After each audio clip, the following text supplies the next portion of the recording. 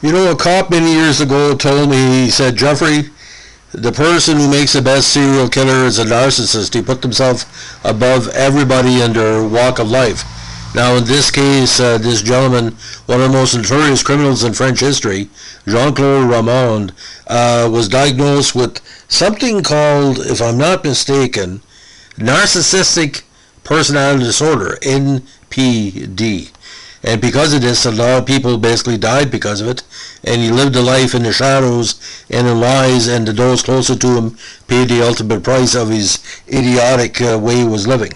Now, Jean-Claude Ramond, born February 11, 1954, is described as a French spree killer imposter who pretended to be a medical doctor for 18 years before killing his wife, children, and his parents when he was about to be exposed. Now, Jean-Claude was born in Loret-le-Saunier and grew up in the village Clévaux-le-Lac in the department of Jura.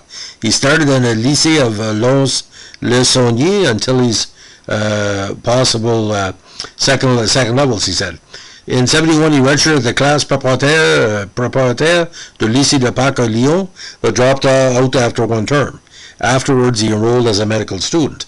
Now, the long-time deception began with a simple lie.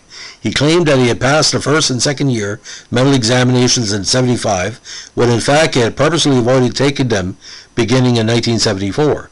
He therefore never qualified as a doctor, a fact unknown to his parents. Now, Roman fooled his family and friends for 18 years, as he thought he was a successful medical professional, a researcher, and of all things, the World Health Organization. He managed to give an impression that he researched heart disease, and he had contacts with political figures. In reality, he spent his days wandering and used the free information services of the local WHO building.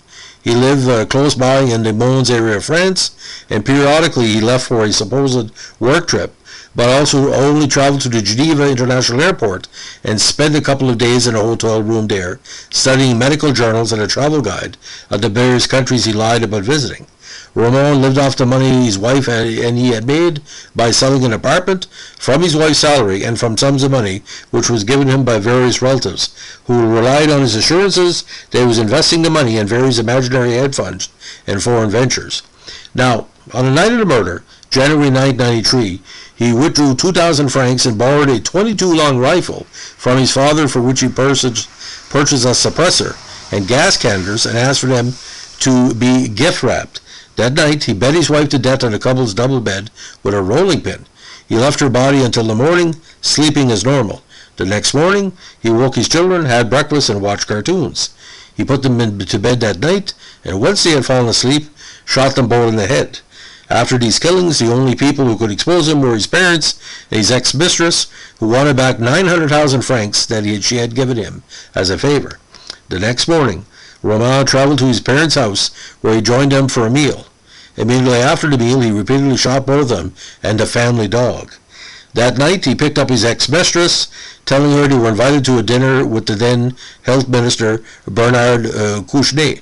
Pretending that they were lost, he made her exit the car, and as she did, so he attempted to strangle her with a cord and sprayed tear gas into her face.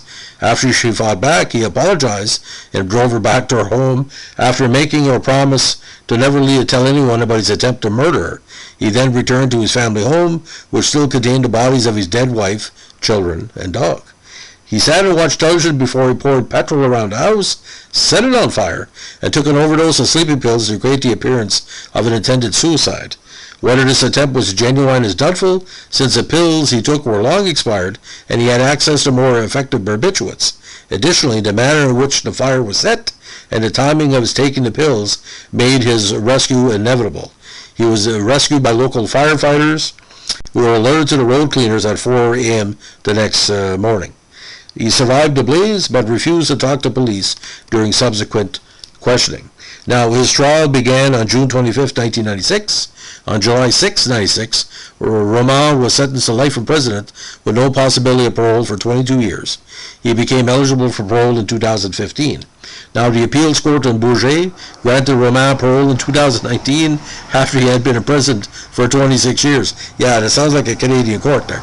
He was given to the custody of a nearby Benedictine monastery and had an electronic bracelet placed on him to ensure he did not try to escape.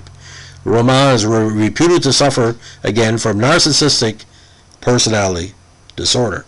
Now, narcissistic personality disorder, just to go over this, is characterized by a long pattern of exaggerated feelings of self-importance and excessive craving for admiration and struggles with empathy.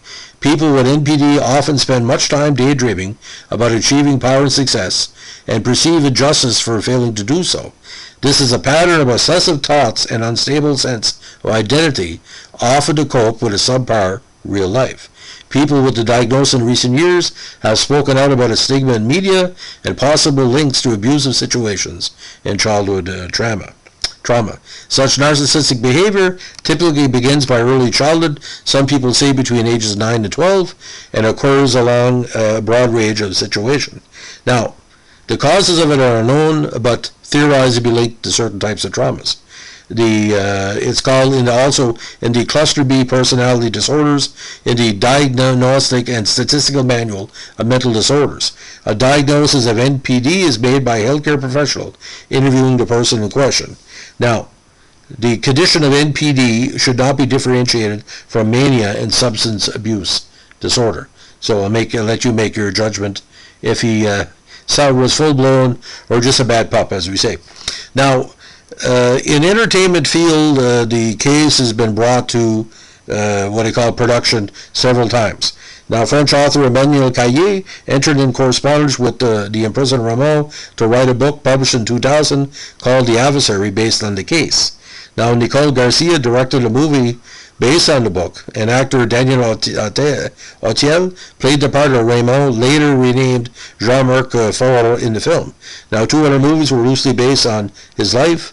The French film Time Out, and the Spanish version of the same case called Nobody's Life. Ramon's Deception also formed the basis of the Subterraneans episode of the BBC crime drama Waking the Dead, which was the 3rd episode of the 5th season, and episode 16, season 1, is called Phantom of Law and Order Criminal Intent, is also constructed around the story.